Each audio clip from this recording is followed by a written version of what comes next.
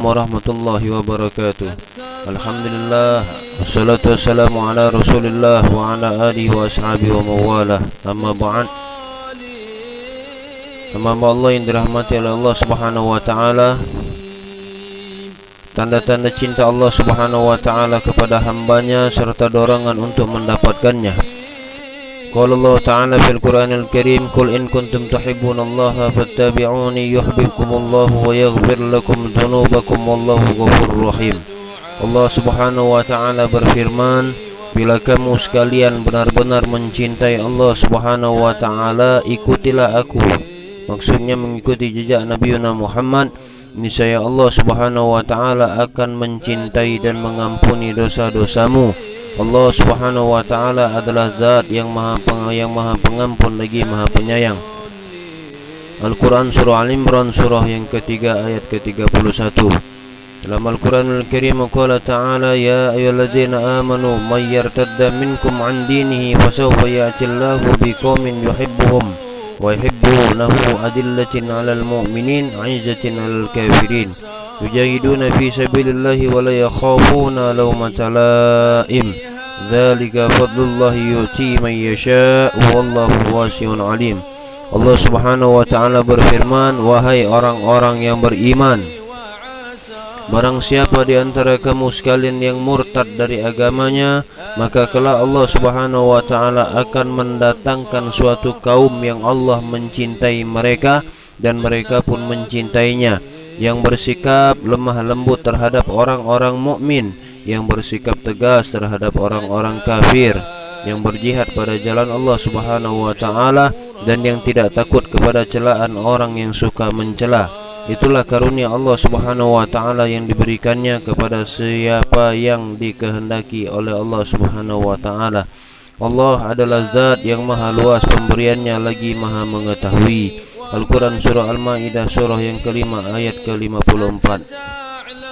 Di dalam hadis Rasulullah sallallahu alaihi wasallam, wa an Abi Hurairah radhiyallahu anhu qala Rasulullah sallallahu alaihi wasallam, innallaha ta'ala qala man 'ada li waliyan faqad adantuhu bil harb wa ma taqarraba ilayya 'abdin bi syai'in ahabba ilayya mimma tarattu alaihi wa ma yazalu 'abdi yataqarrabu ilayya bin nawafil hatta uhibbuhu wa idza ahbabtuhu kuntu sam'ahu alladhi yasma'u bihi wa basaruhu alladhi yubsiru bihi wa yadahu alladhi yabtishu biha wa rijluhu alladhi yamshi biha wa in sa'alani a'taytuhu wa la in ista'adani la'u'idannahu.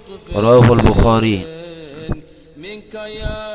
Hadis yang diriwayatkan dari Abu Hurairah radhiyallahu anhu telah berkata bahwasanya Rasul sallallahu alaihi wasallam telah bersabda, bahwasanya Allah subhanahu wa ta'ala berfirman, barang siapa yang memusuhi kekasihku, maka aku menyatakan perang kepadanya. Sesuatu yang paling kusukai, kata Allah subhanahu wa ta'ala, dari apa yang dikerjakan oleh hambaku untuk mendekatkan diri kepadaku, yaitu bila ia mengerjakan apa yang telah kuwajibkan kepadanya. Seseorang itu akan selalu mendekatkan diri kepadaku, kata Allah subhanahu wa ta'ala, dengan mengerjakan kesunahan-kesunahan sehingga aku mencintainya. Artinya untuk mencapai daripada cinta Allah subhanahu wa ta'ala adalah dengan cara melakukan kesunahan-kesunahan yang diajarkan oleh Rasulullah sallallahu alaihi wasallam. Apabila aku mencintainya, maka aku merupakan pendengaran yang ia pergunakan untuk mendengarnya. InsyaAllah orang yang telah dicintai oleh Allah subhanahu wa ta'ala, para wali Allah, itu pendengarannya tidaklah melainkan hal-hal yang baik. Aku merupakan penglihatan yang ia pergunakan untuk melihatnya. Ada juga sebagaimana yang dilakukan oleh para alim ulama yang telah dianugerahkan kecintaan Allah subhanahu wa ta'ala ke mereka. Mereka tidak mendengar kecuali mendengar sesuatu yang baik-baik. Aku merupakan tangan yang ia pergunakan untuk menyerangnya, dan aku merupakan kaki yang ia pergunakan untuk berjalan. Tangan mereka, kaki mereka, tangan mereka gunakan untuk bersedekah dan lain-lain, untuk membuka kitab, untuk membuka Al-Quranul Karim, untuk memegang daripada kitab wirid, kitab-kitab para ulama ushalihin. Dan kaki mereka itu mereka gunakan untuk melangkah ke tempat-tempat yang Allah ridhoi. seandainya ia bermohon kepadaku, pasti aku akan mengabulkannya, kata Allah Subhanahu wa taala. Dan seandainya ia berlindung diri kepadaku, pasti aku akan melindunginya. Hadis riwayat Bukhari. Dalam hadis yang lain juga dari Abu Hurairah radhiyallahu anhu dari Nabi sallallahu alaihi wasallam, beliau bersabda, "Idza ahabballahu ta'ala al-'abda nada Jibril, inna Allah ta'ala yuhibbu fulanan fa ahbibhu." Wa yuhibbuhu Jibril wa yunadi fi ahli as-sama', inna Allah yuhibbu fulanan fa ahibbuhu wa yuhibbuhu ahli as-sama', thumma yudau lahu al-qabul fil ard. Muttafaq alaih. Apabila Allah Subhanahu wa taala mencintai seseorang, maka Allah memanggil malaikat Jibril seraya berfirman, sesungguhnya Allah taala mencintai fulan bin fulan, maka cintailah ia. Kemudian malaikat Jibril mencintai orang itu dan berkata kepada penghuni langit, sesungguhnya Allah Subhanahu wa taala mencintai fulan bin fulan, maka cintailah ia. Kemudian penghuni langit mencintai orang itu. Setelah itu kecintaan tersebut diteruskan kepada penghuni bumi. Hadis riwayat Bukhari dan Muslim. Makanya para ulama usoleh wasolihin wal amilin muhtadin, mereka banyak dicintai oleh penduduk bumi karena mereka telah dicintai oleh Allah Subhanahu wa taala. Dalam riwayat Muslim dikatakan Rasulullah sallallahu alaihi wasallam bersabda, sesungguhnya bila Allah taala mencintai seseorang, maka Allah memanggil Jibril dan berfirman, sesungguhnya aku mencintai fulan, maka cintailah ia. Kemudian Jibril mencintai orang itu.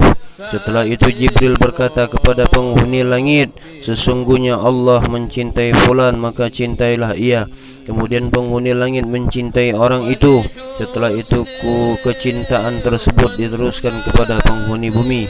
Dan bila Allah Subhanahu wa taala membenci seseorang, maka Allah memanggil Jibril dan berfirman, sesungguhnya aku membenci fulan bin fulan, maka bencilah ia.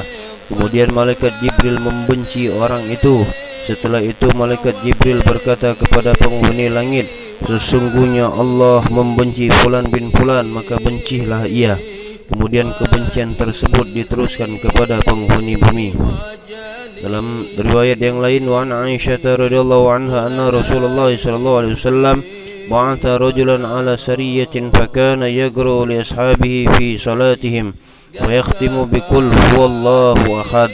ولما رجعوا ذكروا ذلك لرسول الله صلى الله عليه وسلم فقال سألوه لأي شيء يصنع ذلك، فسألوه فقال لأنها صفات الرحمن فأنا أحب أن أقرأ بها. وقال رسول الله صلى الله عليه وسلم akhbiruhu annallaha ta'ala yuhibbuhu. Muttafaq alaih.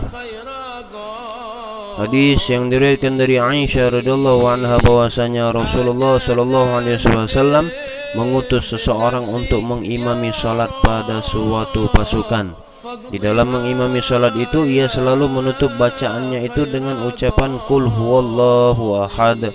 Ketika pulang, mereka menceritakan hal yang demikian itu kepada Rasulullah sallallahu alaihi wasallam.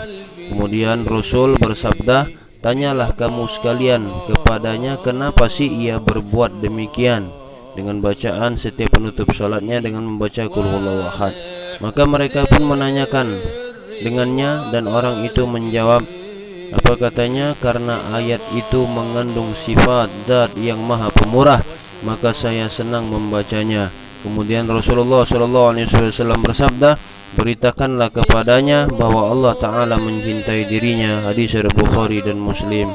Mudah-mudahan bermanfaat bagi kita semua agar kita menjadi orang-orang seorang hamba yang dicintai oleh Allah Subhanahu wa Ta'ala. Allahumma salli wa sallim ala sayyidina Muhammadin wa ala alihi wasallam. Alhamdulillahirabbil alamin. Wassalamualaikum warahmatullahi wabarakatuh.